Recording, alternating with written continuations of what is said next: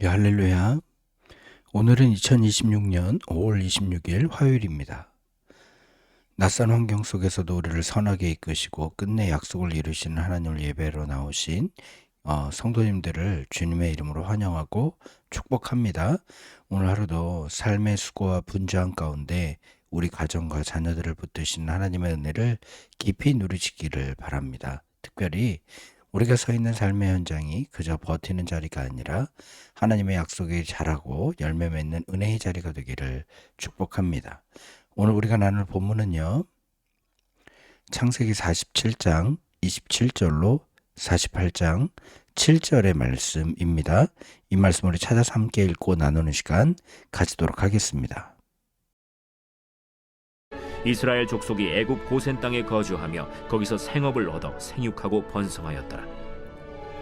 야곱이 애굽 땅에 17년을 거주하였으니 그의 나이가 147세라.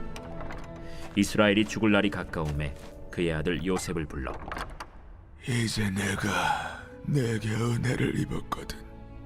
청하노니 내 손을 내 허벅지 아래에 넣고 인애와 성실함으로 내게 행하여 애굽에 나를 장사하지 아니하도록 하라. 내가 조상들과 함께 눕거든. 너는 나를 애굽에서 메어다가 조상의 묘지에 장사하라. 내가 아버지의 말씀대로 행하리이다. 내게 맹세하라. 그가 맹세하니 이스라엘이 침상머리에서 하나님께 경배하니라.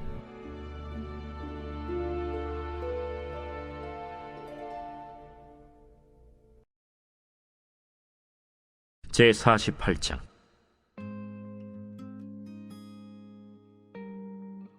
이 일 후에 어떤 사람이 요셉에게 말하기를 내 아버지가 병들었다. 하므로 그가 곧 두 아들 므낫세와 에브라임과 함께 이르니 어떤 사람이 야곱에게 말하되 내 아들 요셉이 내게 왔다. 하매 이스라엘이 힘을 내어 침상에 앉아 요셉에게 이르되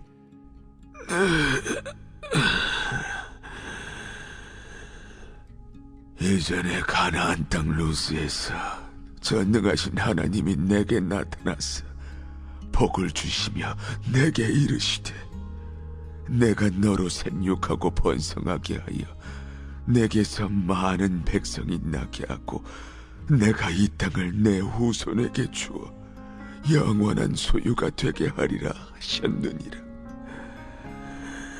내가 애굽으로 와서 내게 이르기 전에 애굽에서 내가 낳은 두 아들 에브라임과 므낫세는 내 것이라.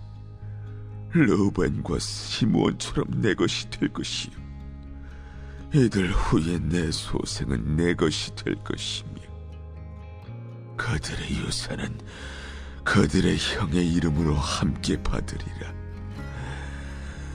내게 대하여는 내가 이전에 밧단에서 올 때에 라헬이 나를 따르는 도중 가나안 땅에서 죽었는데 그곳은 에브랏까지 길이 아직도 먼 곳이라. 내가 거기서 그를 에브랏 길에 장사하였느니라. 에브랏은 곧 베들레헴이라. 예, 우리는 모두 이 세상에서 하나님 앞에 나그네와 같은 인생을 살아갑니다. 그래서 때로는 익숙하지 않은 환경 앞에서, 또 때로는 불확실한 미래와 영적인 갈급함 속에서 마음이 흔들릴 때가 있습니다. 내가 지금 서 있는 이 자리에서 정말 믿음으로 잘 서갈 수 있을 것인가? 내 가정과 다음 세대는 믿음의 길을 잘 이어갈 수 있을까? 이런 고민이 우리 마음에 찾아올 때가 있습니다. 그런데 오늘 본문은요, 험악한 나그네 세월을 지나온 야곱이 인생의 마지막 문턱에서 어떤 믿음의 결단을 남겼는지를 우리에게 보여줍니다. 야곱은 화려한 애굽의 풍요 속에서도 시선을 가나안에 두었습니다. 그리고 이어질 세대를 향해 믿음의 복을 남겼습니다. 그러므로 오늘 이 말씀을 통해 우리 삶의 중심이 세상의 안락함이 아니라 하나님의 약속 위에 놓이기를 바랍니다. 또한 인자와 진실로 그 언약에 응답하며 살아가는 저와 여러분 되기를 주님의 이름으로 축원합니다. 먼저 우리 27절 말씀 한번 보겠습니다. 이스라엘 족속이 애굽 고센 땅에 거주하며 거기서 생업을 얻어 생육하고 번성하였더라. 야곱의 가족이 기근을 피해 애굽 고센 땅에 정착했습니다. 분명 그곳은 이방 땅이었습니다. 그런데 성경은 그들이 그곳에서 생업을 얻고 생육하고 번성하였다라고 말씀합니다. 이 말은 하나님께서 창조 때 주셨던 축복이 또 야곱에게 내가 거기서 너로 큰 민족을 이루게 하리라 하셨던 약속이 이 낯선 땅에서도 그대로 이어지고 있음을 우리에게 보여줍니다. 그러니까 중요한 것은 장소가 아니라는 것이죠. 하나님이 함께 하시면 그 어떤 자리도 은혜의 자리가 되는 것입니다. 환경이 달라졌다고 하나님의 약속이 약해지는 것이 아닙니다. 오히려 하나님께서는 우리가 예상하지 못한 자리에서도 하나님의 계획을 차근차근 이루어 가신다는 사실을 기억하게 되길 바랍니다. 사랑하는 성도 여러분, 우리가 살아가는 삶의 자리도 어떤 의미에서 고생과 같을 수 있습니다. 환경이 낯설고 마음이 지치고 때로는 외롭고 메마르게 느껴질 수 있습니다. 그러나 낙심하지 마십시오. 하나님은 우리가 머무는 바로 그 자리에서 일하시는 분이십니다. 그러니 눈앞의 결핍과 환경의 어려움만 보는 것이 아니라 보이지 않는 곳에서 우리 가정과 교회를 붙드시고 약속을 이루어 가신 하나님의 손길을 신뢰할 수 있게 되기를 바랍니다. 오늘도 하나님께서는 우리가 선 자리에서 자녀를 키우시고 믿음을 자라게 하시며 공동체를 세워가실 줄로 믿습니다. 이처럼 이방 땅에서도 하나님의 신실한 손길을 경험한 야곱은 이제 인생의 마지막 순간을 앞두고 아들 요셉을 부릅니다. 그리고 가문의 중심에 무엇을 남길 것인지 분명하게 보여줍니다. 29절로 30절의 말씀을 보겠습니다. 이스라엘이 죽을 날이 가까우매 그의 아들 요셉을 불러 그에게 이르되 이제 내가 내게 은혜를 입었거든 청하노니 내 손을 내 허벅지 아래에 넣고 인애와 성실함으로 내게 행하여 애굽에 나를 장사하지 아니하도록 하라. 내가 조상들과 함께 눕거든 너는 나를 애굽에서 메어다가 조상의 묘지에 장사하라. 요셉이 이르되 내가 아버지 말씀대로 행하리이다. 죽음을 앞둔 야곱은 요셉에게 엄숙한 맹세를 요구합니다. 그 내용은 분명했습니다. 나를 애굽에 묻지 말고 약속의 땅 가나안 조상들의 묘지에 묻어달라는 것입니다. 야곱은 요셉에게 인애와 성실로 이 약속을 지켜달라고 부탁합니다. 이것은 단지 장례 장소를 정하는 문제가 아니었습니다.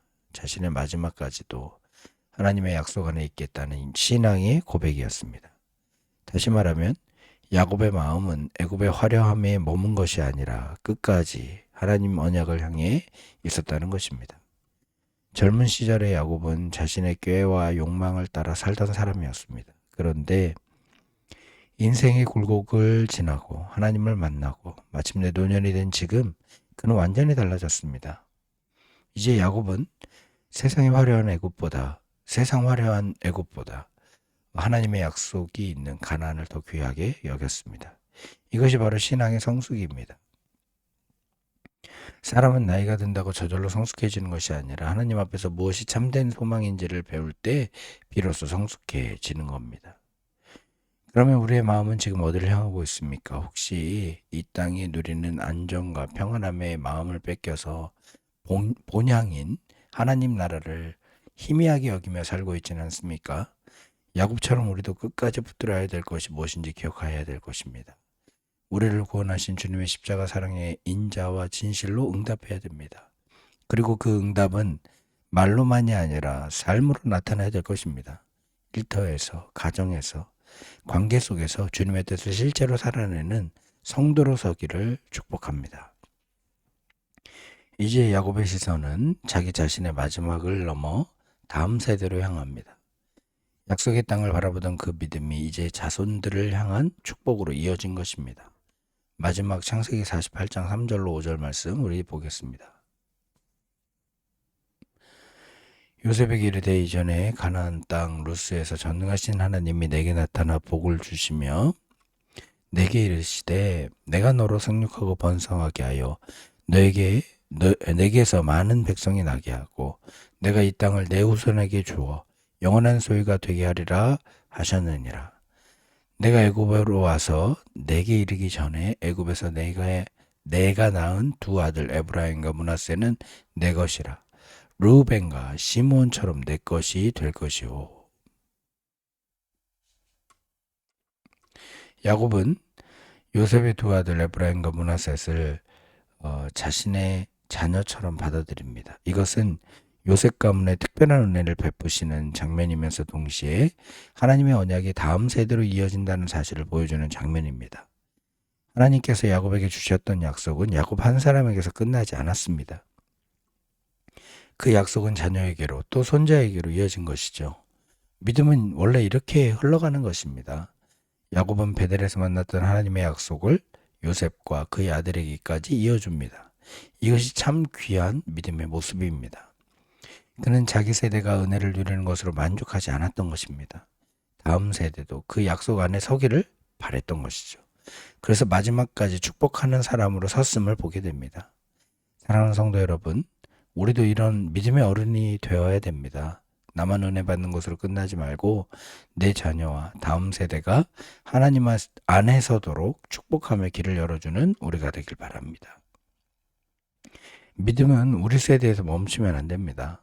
다음 세대로 이어질 때 그 생명력이 더 분명하게 드러납니다.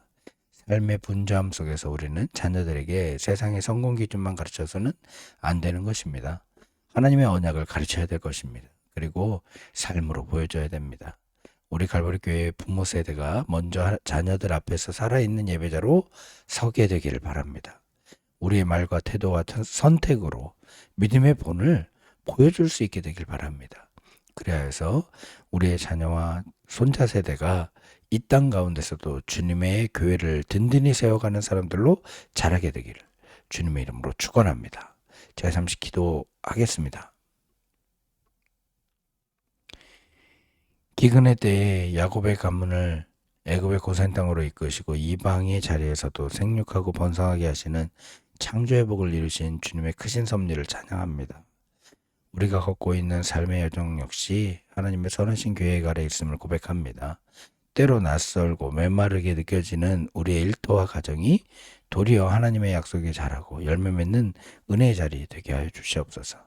세상의 안락함과 물질의 풍요가 주는 애굽의 유혹에 마음을 빼앗겨 영원한 본향을 잊어버리는 어리석음을 범하지 않게 하여 주시옵시고 젊은 날의 욕망을 내려놓고 마지막 순간까지 가나안을 산만했던 야곱처럼 우리도 인자와 진실로 십자가의 복음을 붙들고 매일의 삶 속에서 주님의 뜻에 순종하며 살아가게 하여 주옵소서. 입술의 고백에 머물지 않고 삶의 방향과 선택으로 믿음을 드러낼 수 있게 하여 주시옵소서. 특별히 우리 갈보리 한인장로교회의 가정들과 다음 세대를 위해 기도합니다. 우리 세대가 누리는 은혜에 머물러 있지 않게 하시고 야곱이 요셉의 아들들을 품어 축복한 것처럼 우리의 자녀들을 기도로 품고 말씀으로 세우며 믿음의 유산을 전할 수 있는 우리 되게 하여 주시옵소서. 우리의 자녀들이 세상의 유혹을 이기고 하나님의 약속 안에 굳게 서게 하사 대를 이어 하나님을 영화롭게 하는 믿음의 가정들 되게 하여 주시옵소서. 예수 그리스도의 이름으로 기도하옵나이다. 아멘. 주기도문으로 새벽 말씀 나눔을 마치겠습니다. 하늘에 계신 우리 아버지여, 이름이 거룩히 여김을 받으시오며 나라의 임하옵시며 뜻이 하늘에서 이룬 것 같이 땅에서 이루어지이다. 오늘 우리에게 일용할 양식을 주옵시고 우리가 우리에게 죄 지은 자를 사하여 준 것 같이 우리 죄를 사하여 주옵시고 우리를 시험에 들게 하지 마옵시고 다만 악에서 구하옵소서. 대개 나라와 권세와 영광이 아버지께 영원히 있사옵나이다. 아멘.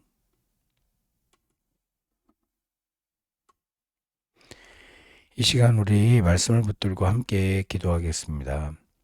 먼저 나그네와 같은 인생의 여정 속에서도 신실하게 약속을 이루시는 하나님을 의지하며 지금 내가 서 있는 환경을 원망하기보다 그 자리에서 베푸실 은혜를 기대하며 믿음으로 살아가게 해달라고 기도하게 되길 바랍니다.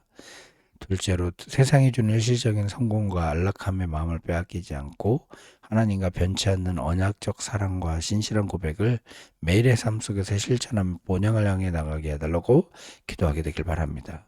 셋째로 우리 부모 세대가 먼저 자녀들 앞에 살아있는 예배자로 서게 하고 자녀들의 이름을 불러 축복하며 베델의 약속을 다음 세대에 이어주는 믿음의 통로 되게 해달라고 기도합시다.